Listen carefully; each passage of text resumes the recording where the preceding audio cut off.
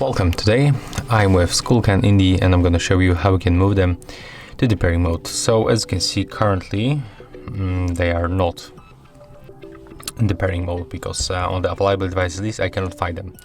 So we have to click and hold for both earphones right here.